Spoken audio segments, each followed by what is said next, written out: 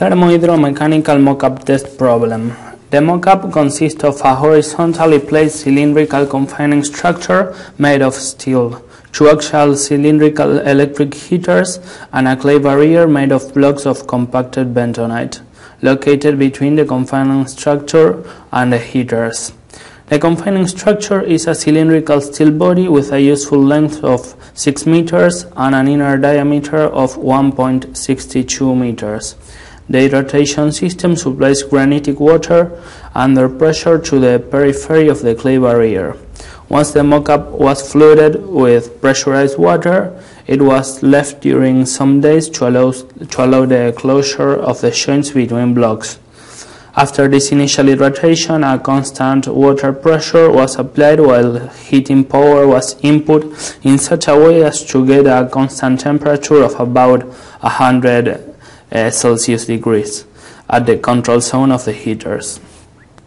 This tutorial addresses the thermo-hydro-mechanical response of a highly compacted bentonite barrier under the combined effects of an artificial outer rotation and an inner heating input. First of all, let's go to Data, Problem Type, and select Code Bright. Now go to the Create Line icon to start defining the geometry. Enter the coordinates 0, 0, 0.81, 0, 0.81, 3, and 0, 3, and press enter the final point 0, 0, and press the option Join in the window. Now we're going to create the lines representing the heater using a different method. Select Utilities, Copy. Now select Lines from the Entities drop-down menu and Translation from the Transformation drop-down menu. Now enter the value of 0.17 for the X component into the second point. Then click Select and select the line at X equal to 0. Click Finish and repeat the same procedure for the lines in the Y direction. Enter 0.375 into the second point for the Y component. Select the line drawn at Y equal to 0. Press Finish and repeat the same, but for the line at the Y component of 2 meters. Select the same line, press Finish, and press Cancel. We have to generate a point in each intersection now, so go to Geometry, Edit, Intersection, Multiple Lines, and highlight all the lines making the geometry. Now press Escape and points in every intersection will be generated. Press OK. Now go to View, Label, All In, Lines, and we have to delete some lines to finish the geometry. So go to the rubber icon or to Geometry, Delete Lines. Select Lines in the rubber icon and select the lines 23, 17 and 26. Once finished, press Escape and the selected lines will be deleted. Now to create the different surfaces, go to Geometry, Create, NURBS Surface, Automatic. Introduce 4 in the Enter Number of Lines window and press OK. This will create all the possible surfaces with 4 sides. Now introduce 6 in the same window and press OK. 3 new surfaces will be created. Press cancel, the geometry is now done. It's important to note that in this problem we are using a cylindrical coordinate system. The R coordinate corresponds with the x-axis, the symmetry axis is the y-axis, and the tangential direction corresponds with the z-axis. Let's define the problem data. Well, it's a good time to save the work done. Click the save icon and select the file name. Click save. Now to define the problem data, go to data, problem data. From the general data tab, choose full execution, or first choose a title for the problem, then choose full execution for the execution drop down menu, no backup for the backup drop down menu, around y-axis for the axis symmetry, and 0 in the gravity components. Now go to the tab equation solved and select stress equilibrium. Choose no from the updated Lagrangian method. Select mass balance of water and energy balance as well. And to simplify the problem, the gas pressure is assumed to be a constant pressure, so put 0.1 in the constant PG option. The vapor into gas phase is allowed, so this implies that the vapor concentration is computed. Now go to the solution strategy tab, put 1 in the epsilon and theta fields, introduce 7 in the time step control field, put 10 in the max number of iterations per time step, choose direct LU box 3 from the solver tab, leave by default elemental relative permeability, set 1 exponential minus 5 in max abs displacement, set 1 exponential minus 10 in max node valve forces, 0.1 in displacement ether core, set 1 exponential minus 3 in max abs PL, 1 exponential minus 10 in max node water mass ball, and set 10 in PL ether core.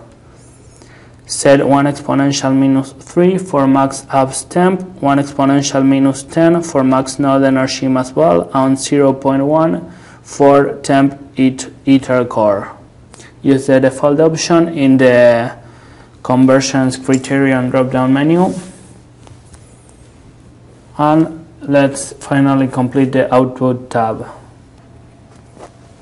Choose all in the write numerical process information, tab 20 in the writing frequency box, choose use write frequency in the write boundary flows in additional file, choose Gauss points in the output points, and check write all information. Click accept to save the modifications and close. Go to data materials to define the materials. The clay barrier made of blocks of bentonite is defined for this problem. The heater and the confining structure are not modeled as independent materials. These are taken into account as boundary conditions. Go to data materials, create a new one named bentonite, and this analysis takes into account the following phenomena: heat transport, water flow, and mechanical behavior. So I'm going to introduce the parameters for the material, the bentonite. Now you can skip this part of the problem. After all the material is defined, I'm going to save the changes and assign the material to the 3 surfaces created.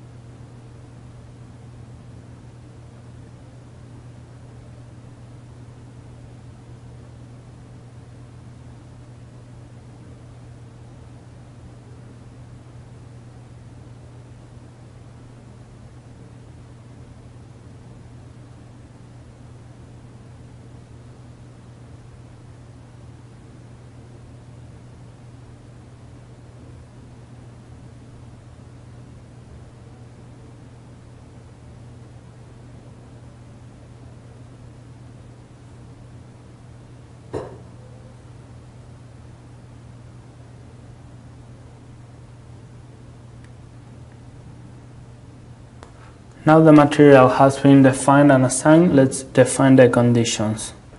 The main inputs to the mock-up test are pressurized hydration water and heating power under controlled conditions.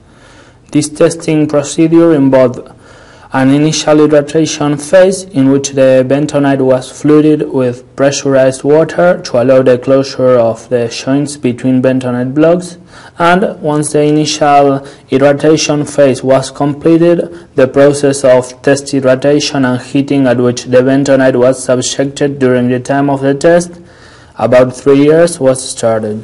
The objective of the heating operation was to reach the steady state by means of a progressive heating using a step of constant heating power. This procedure should be taken into account to impose the flux boundary condition. Select data conditions and let's assign the mechanical boundary conditions. The confining structure is made of stainless steel, so an assumption of null displacement has been prescribed at the outer boundaries. Select the line icon, select force displacement BC, select boundary stress from the forces drop-down menu, type 1 on the y direction prescribed field,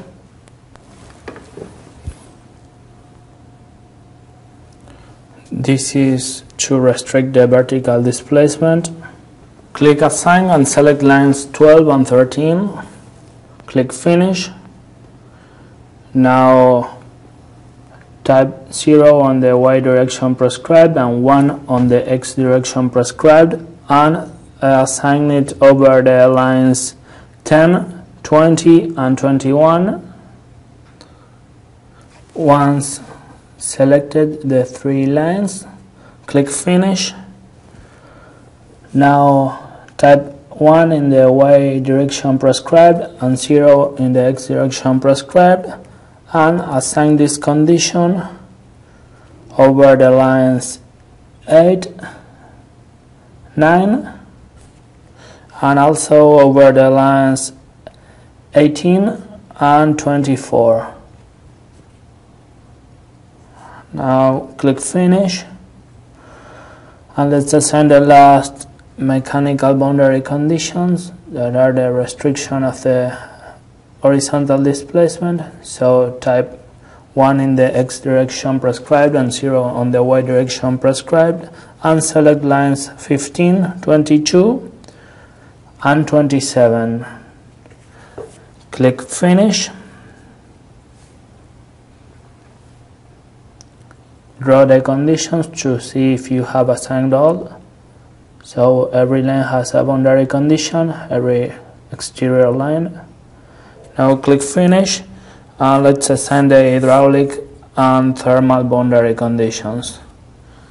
Select Flux BC from the drop-down menu. Select boundary flow rate in the flow rate field.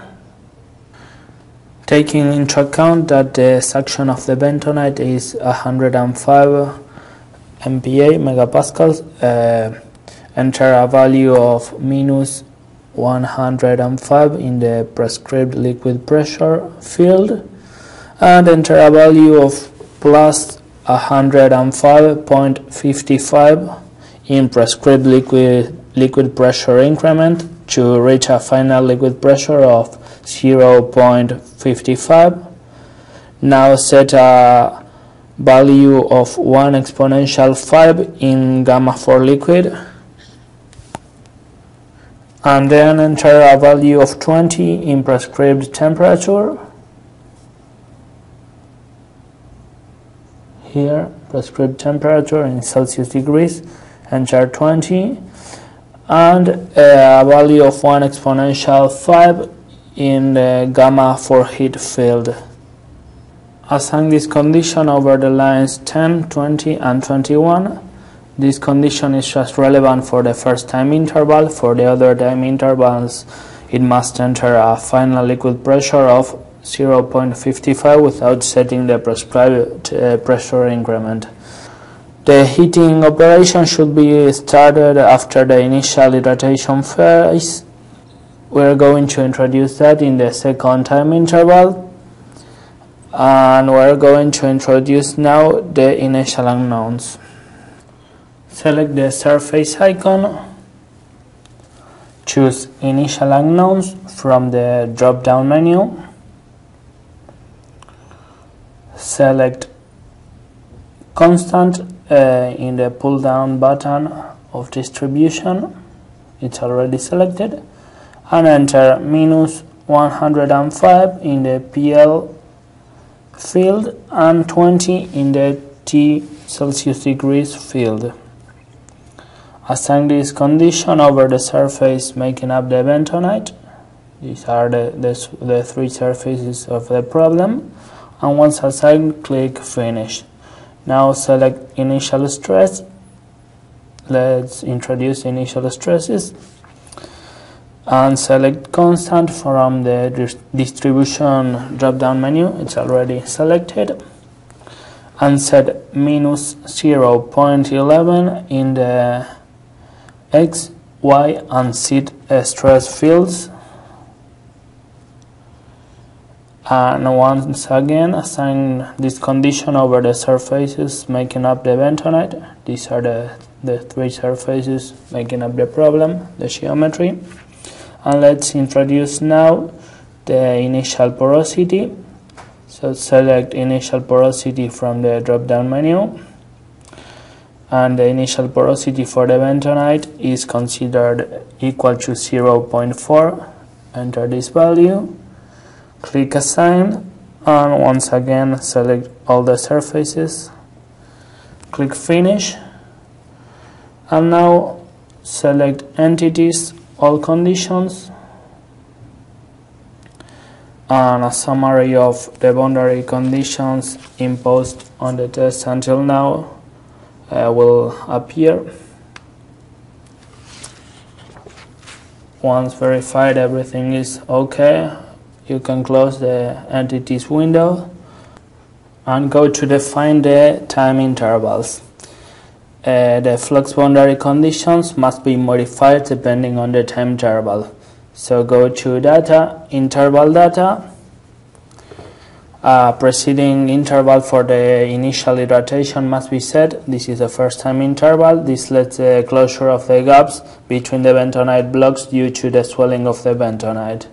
So type first the units of time discretization 2 days, and then initial time minus 10, initial time step 1 exponential minus 5, final time 0, partial time minus 9, and partial time step 1 exponential minus 2. Click accept. Now create a new time interval, copy the condition from the time interval number 1, and enter the initial time 0, initial time step 1 exponential minus 5, final time 6, partial time 1, and partial time step 1 exponential minus 2.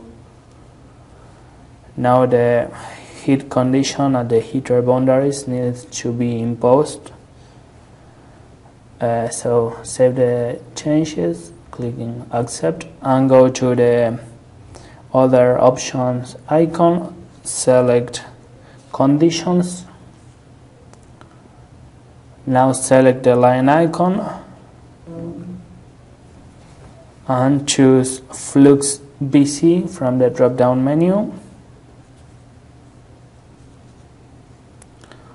Now enter prescribed heat flow 130, click assign,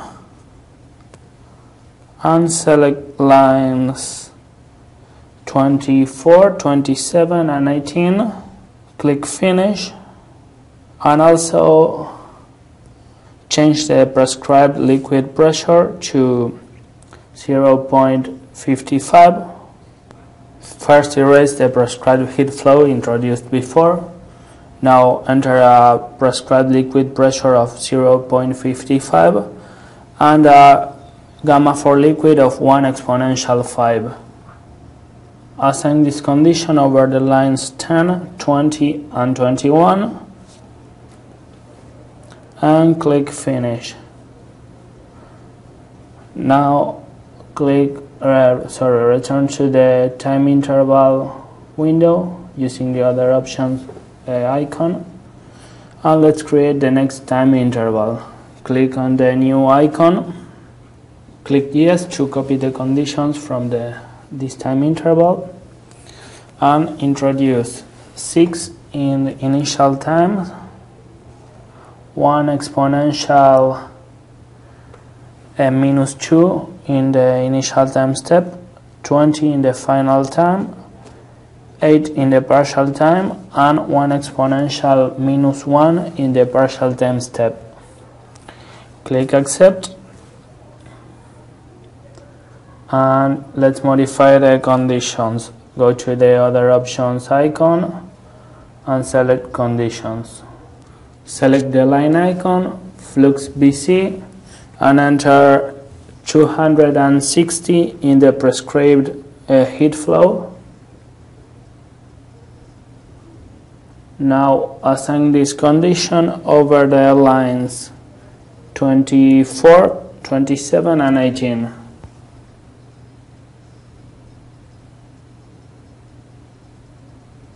Once selected, click finish and return to the time interval menu.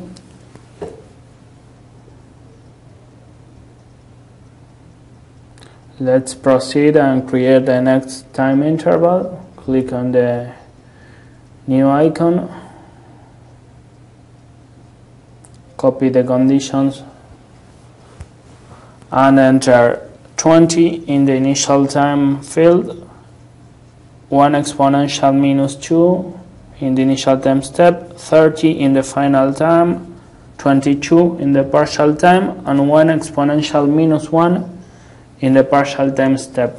Click accept, and let's modify the conditions once again. Select conditions, now select the line Flux BC and enter in prescribed temperature 100,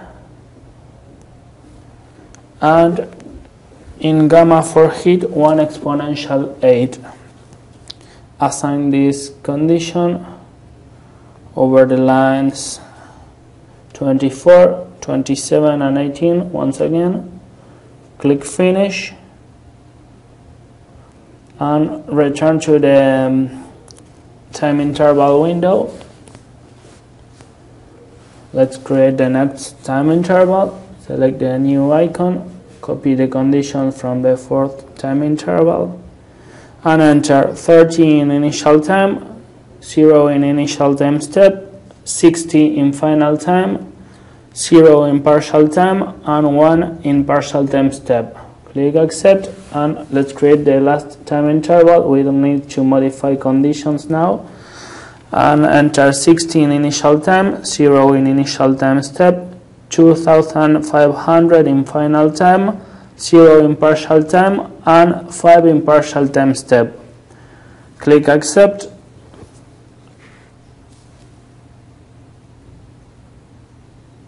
let's check that all the conditions are alright. Go to the conditions window and select entities, all conditions. Here we can view all conditions summarized.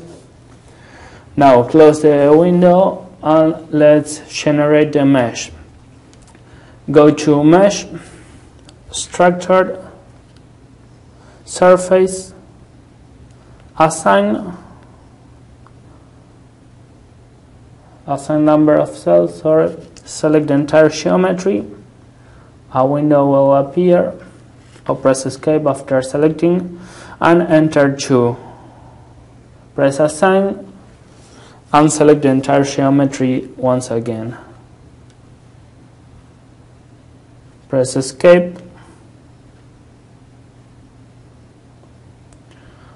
and click close.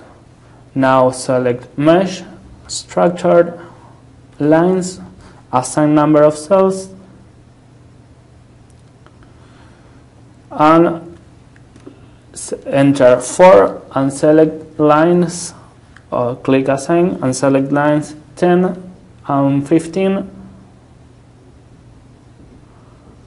Press escape, the same window will appear. Now enter 18 and select lines 20 and 27.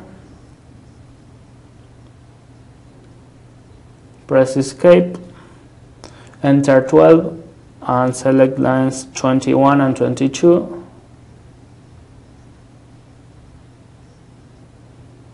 Press escape, enter 8 and select lines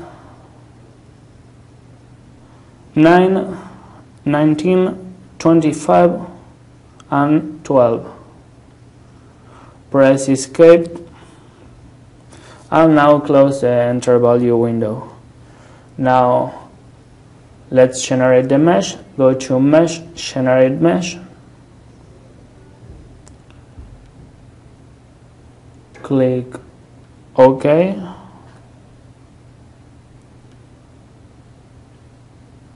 And click view mesh to view the generated mesh. Your mesh should look like this one, sorry. Now it's time to calculate. Select calculate, calculate. So the simulation will start. This will take several minutes. I'm going to cut the video and resume it once the simulation is already done. You can view the process information from calculate, view process information, and you will see all the simulation details in case an error occurs. But now I'm going to skip this part. Now the process has finished. You can access the post-process interface clicking on the post-process button. And when accessed, you can view the results. Select window, view results. Select counter field from the view drop-down menu and select the results you are interested in. I'm going to select temperature now. So double click or click the play button and let's see the temperature result. Select window animate in order to view an animation of the variation of the temperature in different time steps. Click play. Here you can appreciate that a gradual increase in temperature from the zones close to the heater to the zones close to the outer boundary. And finally the temperature reached a steady state. Now click close and let's view the liquid pressure. Select the liquid pressure in the view results window. And once again let's go to window animate. Click play and you can appreciate the variation of the liquid pressure.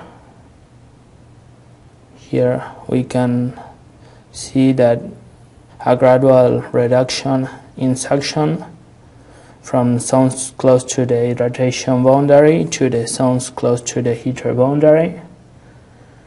And at long time, the final time step, the bentonite is almost fully saturated, and in the hot zone the applied heat causes drying of the bentonite. This is an increase of suction due to the water evaporation, and then a slow wetting process is observed in this zone. Now close the animation window and let's do some time evolution graphs. Select window, view graphs. Now select the create tab. Select point evolution from the view drop-down menu. And now select the variable you are interested in, for example temperature. Double click or click apply, and now you have to insert the points you want to be analyzed. So enter in the message box the coordinates. I'm going to introduce first 4 points through the center of the heater. These are 0.22 meters, 1.185 meters, 0.39 meters, 1.185 meters, 0.58 meters, 1.185 meters, and 0.77 meters, 1.185 meters. These are the 4 points. Once finished, press escape, and here we have the graph.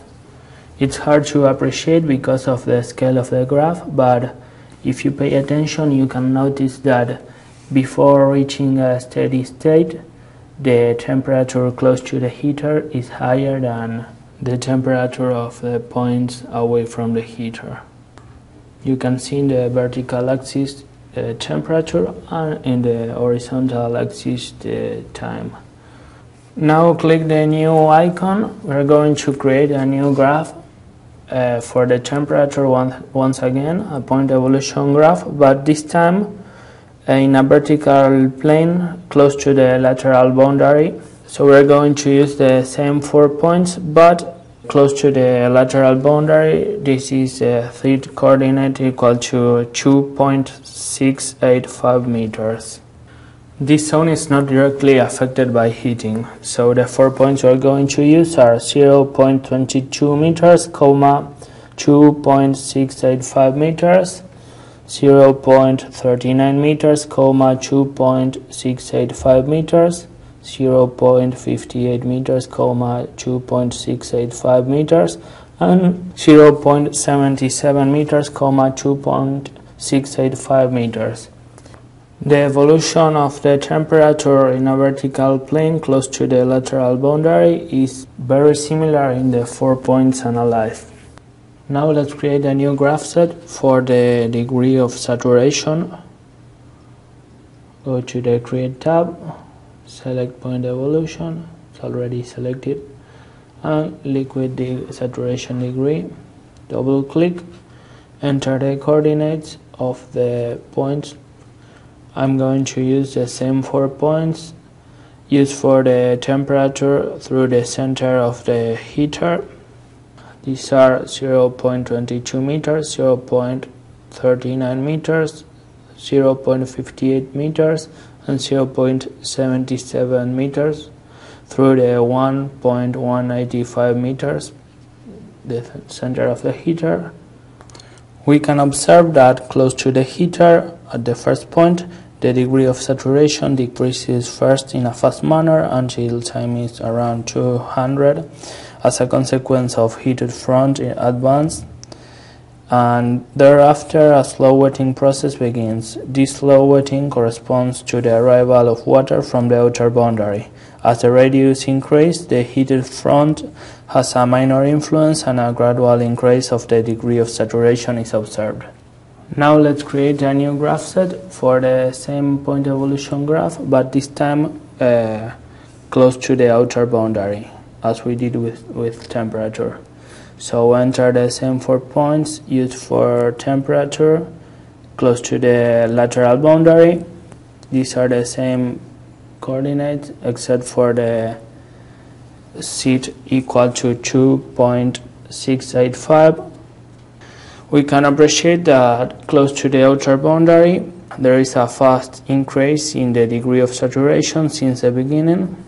Also, it's observed that at time 0 the initial degree of saturation is not constant. Zones close to the outer boundary have a degree of saturation greater than zones close to the heater. This is a result of the initial hydratation phase. Now we're going to analyze the stresses in 3 normal directions in the same point. To do that, select SXX, click Apply, and enter the coordinate of the point that we're going to use, that is 0.22, 1.185. Press Escape and repeat this process for the SYY and SZZ stresses. We create the graphs in the same graph set, so they appear all together. That's why we create a new graph set every time we want to start a clean graph. So now we have the three graphs plotted. We can appreciate that there is a continuous increase in stress intensity and that radial stresses are greater than vertical and tangential stresses. So now let's create the same graph but for a point away from the heater. So repeat the same process, select the SXX stresses, create a graph, this time in a new graph set, and the point we are going to use is 0.77 meters, 2.685 meters. Create the three graphs.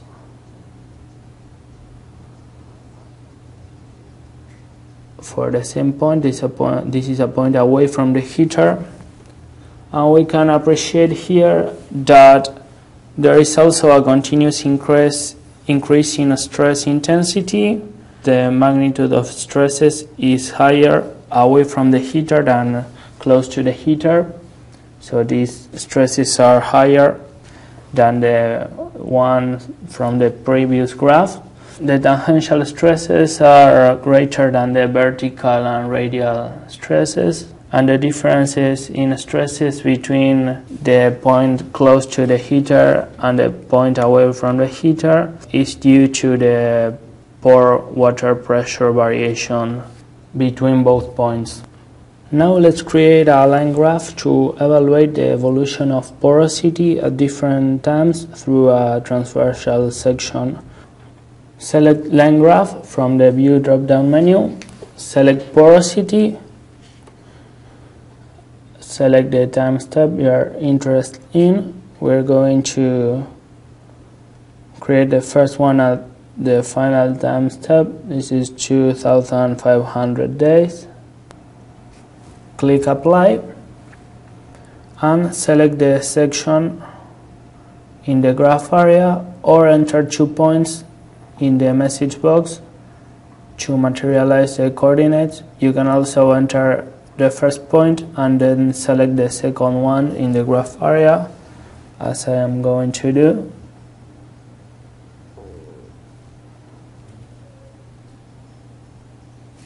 So remember, we are analyzing the transversal section.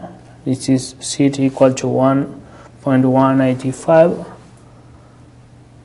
Now go to create again, select a different time step, in this case 167 days or so, or a time step near that. Click apply again and enter the coordinates of the 2 points in the message box. These 2 points materialize the section.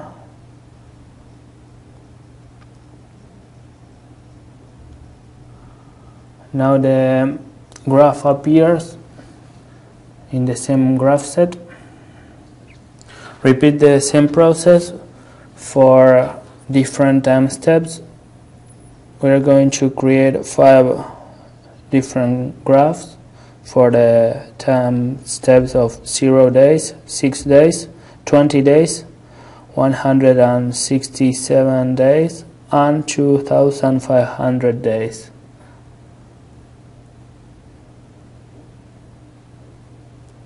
You just have to change the time step and select the same variables, click apply and enter the same coordinates.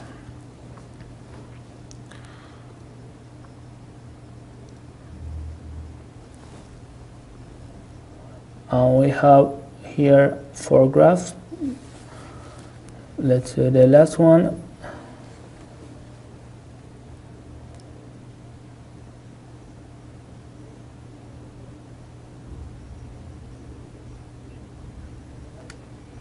Now we have the 5 graphs of the porosity at different time steps at the transversal section, and we can appreciate that the volumetric behavior of the bentonite varies from swelling near the hydratation boundary to contraction near the heater boundary.